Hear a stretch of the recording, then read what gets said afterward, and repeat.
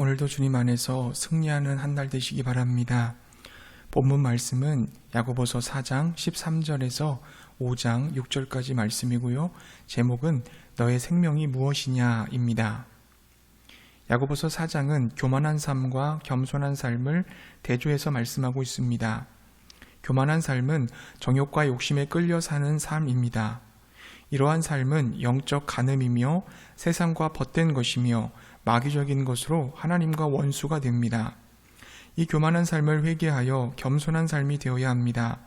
겸손한 삶은 성령님을 모시고 사는 것이며 하나님께 복종하는 것이며 마귀를 대적하고 하나님을 가까이 하는 것입니다. 또 죄에 대해 슬퍼하며 회개하는 정결한 삶이고 오직 하나님에게만 마음을 드리는 삶입니다. 11절 이하부터는 교만한 삶에 대한 구체적인 예를 들고 있습니다. 11절부터 12절에서 교만한 삶은 형제를 비방하고 판단하는 삶이라고 말씀합니다. 자신을 하나님의 위치에 두고 말씀도 판단하고 이웃들도 판단하는 것입니다. 이제 13절부터 17절에 또 다른 교만한 모습이 등장합니다. 그것은 하나님의 뜻과 계획보다 자신의 뜻과 계획을 앞세우는 것입니다. 한 상인이 어떤 도시에 가서 머물면서 장사하여 큰 이익을 얻겠다고 합니다. 미래에 대하여 계획을 세우는 일이 책망받을 일은 아닙니다. 그러나 그 계획에 하나님의 뜻과 계획이 빠지면 곤란합니다. 14절을 읽어보겠습니다. 내일 일을 너희가 알지 못하는도다. 너의 생명이 무엇이냐? 너희는 잠깐 보이다가 없어지는 안개니라. 우리의 삶은 하루 앞을 내다볼 수 없는 안개와 같은 인생입니다. 성경은 인생을 풀의 꽃과 같고 그림자와 같다고 했습니다. 인간은 유한하며 한계를 가지고 있습니다. 우리는 미래를 알지 못합니다. 그러므로 전능하시며 무한하신 미래를 알고 계신 하나님을 의지해야 할 줄로 믿습니다. 내 뜻과 계획에 초점을 맞추는 것이 아니라 하나님의 계획과 뜻에 초점을 맞추고 미래를 계획해야 함을 믿으시기 바랍니다. 그때 우리는 15절과 같이 말할 수 있습니다. 너희가 도리어 말하기를 주의 뜻이면 우리가 살기도 하고 이것이나 저것을 하리라 할 것이거늘. 먼저 주의 뜻을 발견하고 발견된 주님의 뜻에 따라야 한다는 것입니다. 그래야 이것도 할 수 있고 저것도 할 수 있게 되는 것입니다. 하나님의 절대 주권을 인정하며 하나님의 뜻에 초점을 맞추고 그 뜻을 이루기 위해 살아가시기 바랍니다. 그러나 미래를 계획함에 있어서 이런 원칙을 어기는 사람이 등장합니다. 16절을 보겠습니다. 이제도 너희가 허탄한 자랑을 자랑하니 그러한 자랑은 다 악한 것이라. 하나님의 뜻은 안중에도 없고 오직 세상적 지혜와 방법으로 성공을 거둔 후 그 모든 것이 자신의 능력과 지혜로 성취한 것이라고 자랑한다는 것입니다. 이런 사람들에게 하나님은 17절과 같이 말씀하십니다. 그러므로 사람이 선을 행할 줄 알고도 행하지 아니하면 죄니라. 무슨 말입니까? 자기 뜻을 내려놓고 하나님의 뜻을 붙들고 가는 것이 옳다는 것을 알지만 행하지 않는다면 그는 죄를 범하고 있다는 말씀입니다. 이와 같은 사람들을 실천적 무신론자라고 부릅니다.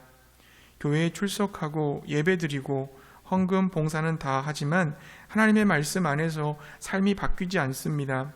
성장과 성숙이 일어나지 않습니다. 하나님 없는 사람처럼 살아갑니다. 믿는다고 말은 하지만 순종으로 인한 열매가 없는 것입니다. 사랑하는 성도님들, 모든 것이 하나님의 손에 있고 하나님의 주권이기에 하나님의 뜻과 계획을 찾고 거기에 철저하게 순종하시기 바랍니다. 우주의 법칙이 있듯이 우리의 삶에도 법칙이 있습니다. 그것이 하나님의 뜻입니다. 이 하나님이 주신 삶의 원리대로 살면 자유가 있고 행복이 있고 참된 만족이 있습니다.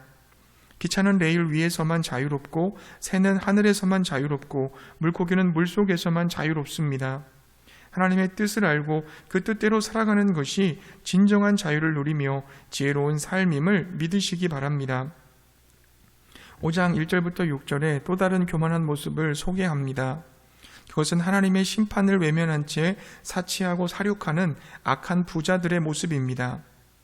야고보는 하나님을 무시하고 세상적 부만을 추구하는 그리스도인 부자들에 대한 경고의 내용을 기록하고 있습니다.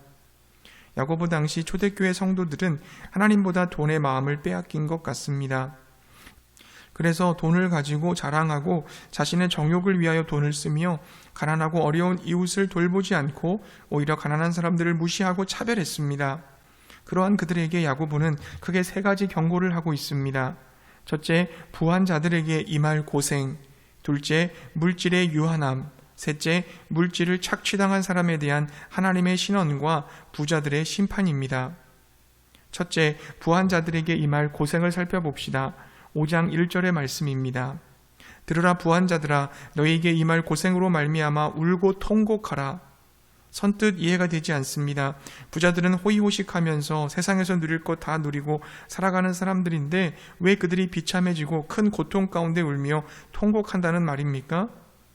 그들이 물질적인 풍요로 인하여 하나님을 잊어버렸기 때문입니다. 물질이 하나님으로 대체가 됩니다. 돈만 있으면 내가 하고 싶은 것, 먹고 싶은 것, 가고 싶은 것 다 할 수 있다는 착각에 빠지는 것입니다. 하나님께 의지하지 않아도 인생을 사는데 별 문제가 없습니다. 그러니 하나님을 자신의 삶에서 몰아내고 대신에 돈을 주인으로 앞세웁니다. 그 결과 교만해지고 물질을 우상 숭배하게 되는 겁니다. 하나님은 교만한 자를 대적하시며 우상 숭배자를 벌하십니다. 그가 섬기는 그 우상을 깨뜨리십니다. 그러므로 부자의 삶은 비참해지고 맙니다. 고통과 고생으로 울고 통곡할 수밖에 없는 것입니다. 둘째, 2절부터 3절에 물질에 대한 유한함을 말씀하고 있습니다. 너희 재물은 썩었고 너희 옷은 좀 먹었으며 너희 금과 은은 녹이 슬었으니 이 녹이 너희에게 증거가 되며 불같이 너희 살을 먹으리라. 너희가 말세에 재물을 쌓았도다. 부자들이 소유한 재물, 옷, 은과 금은 시간의 흐름 속에서 쇠락해져 갑니다. 그와 같은 유한한 재물을 자기를 위해 쌓아 놓기만 한 것입니다. 재물을 쌓았다는 것은 올바르고 영광스러운 목적을 위하여 사용하지 않고 자기 자신의 욕망과 정욕을 위해 축적만 해두었다는 것입니다. 그래서 현재 썩고 있고 젖먹고 녹슬어 있는 그 모든 재물들이 너희 죄를 고발하는 증인의 역할을 하고 있다는 겁니다. 셋째, 4절부터 6절은 부자들이 부당한 방법으로 쌓은 그 부에 대해 하나님이 심판하신다는 것입니다. 부자들은 부당한 방법으로 가난한 자들을 착취했습니다. 그러나 하나님께서는 부자들이 범한 죄악을 심판하십니다. 5절부터 6절을 봅시다. 너희가 땅에서 사치하고 방종하여 사륙의 날에 너희 마음을 살찌게 하였도다. 너희는 의인을 정죄하고 죽였으나 그는 너희에게 대항하지 아니하였느니라. 사륙의 날에 너희 마음을 살찌게 했다는 말이 무슨 뜻입니까? 이것은 잡아먹기 위해 많은 사료를 먹여 살찌게 하는 황소를 부자에 빗댄 것입니다. 황소는 죽음이 기다리고 있다는 것을 모른 채 마구 먹습니다. 부자들도 하나님의 심판의 날이 있다는 것을 모른 채 재물로 욕심이 탐하는 대로 자신의 정욕을 채웁니다. 그것이 마음을 살찌게 했다는 뜻입니다. 부자들은 황소보다 나아야 했지만 사실은 아무것도 의식하지 못하는 동물처럼 행동하고 있는 겁니다. 살찌운 황소가 도살장에서 죽임을 당하듯이 가난한 자를 억압하고 착취하며 자신의 욕망의 배만 불렸던 그들은 결국 하나님의 심판의 날, 사륙의 날에 심판을 받게 될 것입니다. 물론 오해는 하지 마시기 바랍니다. 모든 부자가 다 그렇다는 것은 아닙니다. 그러나 부는 하나님을 버리고 우상 숭배에 빠지게 만들 가능성이 너무나 많습니다. 사랑하는 성도님들, 오늘 야고보서를 통해서 우리에게 주시는 하나님의 음성을 들으시기 바랍니다.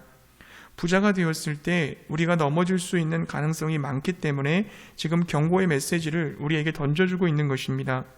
물질은 절대로 내 것이 아닙니다. 주님의 것입니다. 하나님의 것이고 나는 청지기일 뿐입니다. 그래서 주님의 뜻과 계획대로 이 물질을 잘 활용해야 합니다. 그것은 물질을 가지고 주를 위해, 이웃을 위해 나누고 섬기는 것입니다. 선한 청지기 역할을 감당해야 하는 것입니다. 만약 우리가 선한 청지기가 아니라 악하고 게으른 청지기가 될 때 하나님은 우리를 심판하실 것입니다. 언젠가는 주님의 심판대 앞에 서게 될 것입니다. 그때를 바라보며 지금 여기에서 선한 청지기로 살아가시기 바랍니다. 주께서 곧 오신다. 나는 곧 주님을 만날 것이다. 그리고 내가 살아왔던 삶은 주님 앞에서 결산될 것이다. 그날이 곧 온다. 이 생각을 가지고 살아가시기 바랍니다. 그래서 주님 앞에 부끄럼 없이 서기 위해 내게 주신 물질을 주님의 뜻대로 잘 활용하는 저와 여러분이 되시기를 축복합니다.